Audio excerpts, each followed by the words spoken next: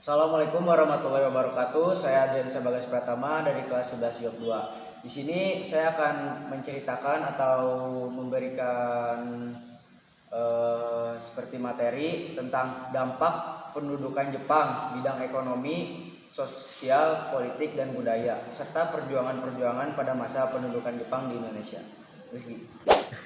Nah, pada tahun 1942, sebuah kekuatan baru datang ke Indonesia. Jepang dengan semangat Asia untuk Asia, menggantikan posisi Belanda sebagai penjajah. Banyak rakyat Indonesia awalnya berharap Jepang akan membawa kemerdekaan, tapi kenyataannya harapan itu berubah menjadi penderitaan. Nah, yang pertama ada dampak di bidang ekonomi. Setelah menguasai Indonesia, Jepang langsung mengubah sistem perekonomian. Sebuah kegiatan ekonomi difokuskan untuk mendukung kepentingan perang mereka. Rakyat dipaksa menanam tanaman tertentu seperti padi, kapas, dan jarak. Perdagangan luar negeri dihentikan. Hasil bumi Indonesia disita untuk tentara Jepang.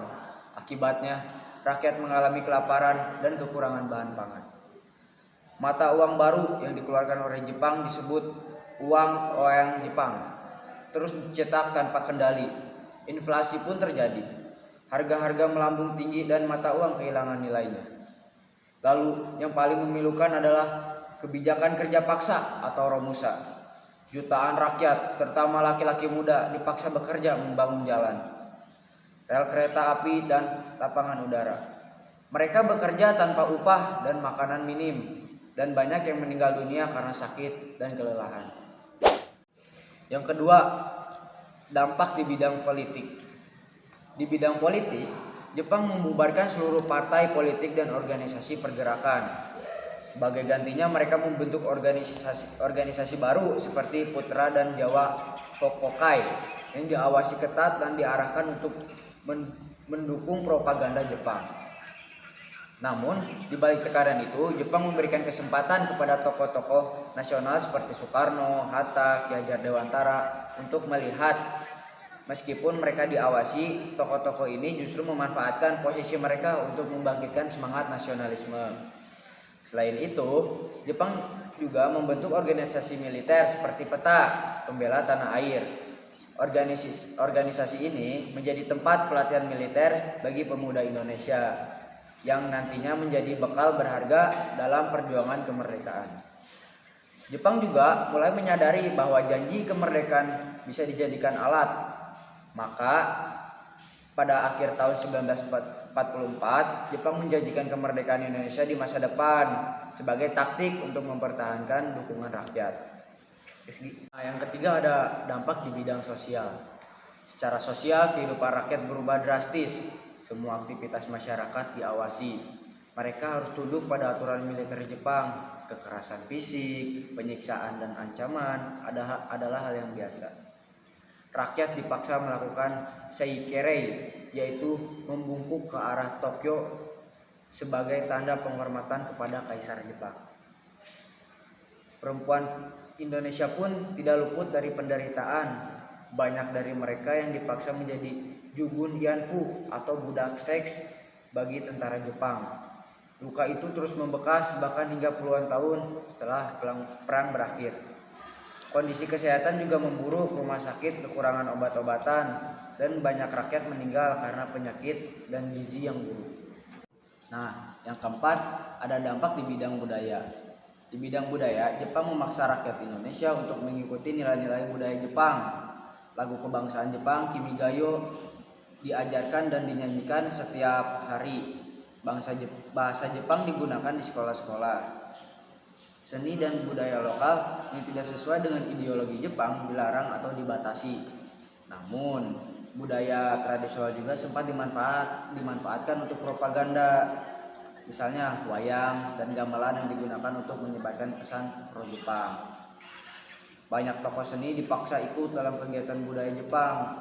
Tujuannya adalah menciptakan kesan bahwa Jepang dan Indonesia adalah saudara yang sejiwa, padahal realitanya penuh dengan tekanan. Nah, yang kelima yaitu perjuangan rakyat Indonesia. Di tengah penderitaan, rakyat Indonesia tidak tinggal diam. Berbagai bentuk perlawanan muncul. baik yang bersifat terbuka maupun diam-diam. Perlawanan fisik muncul di berbagai daerah. Salah satu yang paling terkenal adalah pemberontakan Peta di Blitar pada Februari 1945 yang dipimpin oleh Supriyadi. Ia dan pasukannya memberontak karena tidak tahan melihat penderitaan rakyat akibat penjajahan Jepang. Di daerah lain seperti Aceh, Kalimantan, dan Sulawesi, rakyat melakukan perlawanan terhadap militer Jepang meskipun sering berakhir dengan kekalahan karena persenjataan yang tidak seimbang. Namun, bentuk perlawanan tidak selalu dengan senjata. Banyak tokoh pergerakan nasional tetap berjuang melalui jalur organisasi dan pendidikan. Mereka menyebarkan semangat kemerdekaan melalui pidato, pengajaran, dan tulisan. Nah, pada tahun 1945, Jepang yang semakin terdesak dalam Perang Dunia Kedua akhirnya membentuk dua bagan penting, BPUPKI, Badan Penyelidik Usaha-usaha Persiapan Kemerdekaan Indonesia, dan PPKI, Panitia Persiapan Kemerdekaan Indonesia. Lewat BPUPKI dan PPKI, inilah lahir dasar negara, Pancasila, dan naskah proklamasi. Para tokoh bangsa mulai menyusun rencana untuk menyambut kemerdekaan meski Jepang sendiri berniat mengontrolnya. Namun, momentum datang saat Jepang menyerah kepada sekutu pada 15 Agustus 1945. Para pemuda Indonesia mendesak agar kemerdekaan segera diproklamasikan tanpa menunggu restu Jepang. Nah, akhirnya pada 17 Agustus 1945, Soekarno dan Hatta membacakan proklamasi kemerdekaan Indonesia. Itu adalah hasil dari perjuangan panjang termasuk saat masa pendudukan Jepang. Meskipun hanya berlangsung selama 3,5 tahun, masa pendudukan Jepang meninggalkan luka mendalam di berbagai bidang ekonomi, politik, dan sosial budaya. Namun dari penderitaan itu pula tumbuh semangat juang yang luar biasa. Perjuangan di masa Jepang membuktikan bahwa rakyat Indonesia tak pernah menyerah. Mereka rela berkorban demi satu cita-cita bersama, kemerdekaan Indonesia. Sekarang kami akan ini sudah tibalah saatnya untuk mendapat kemerdekaan mulia yang sudah lama diidam-idamkan oleh 70 juta penduduk di Indonesia. Berita yang membentuk sejarah itu menimbulkan suasana gembira, baik di kota-kota besar maupun di pelosok-pelosok seluruh tanah Jawa.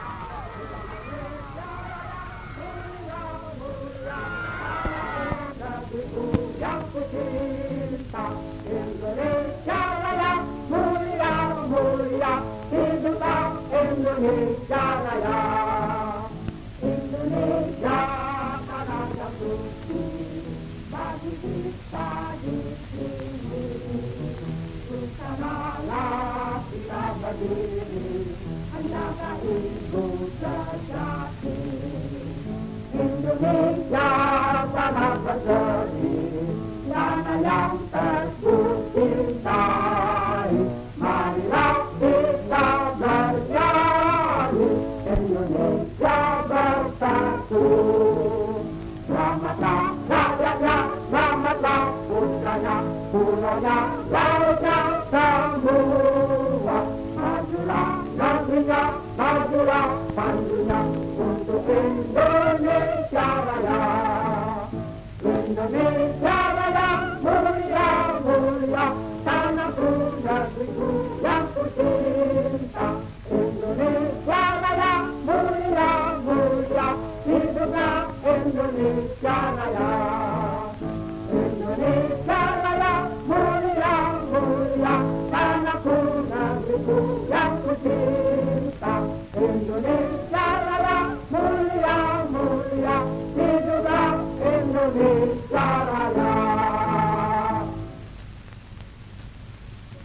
Lilin-lilin sudah terpasang, asap perlahan-lahan membubung-bubung menari-nari ke udara, membawa cita hening jauh melayang. Tentram hati, oh pahlawan,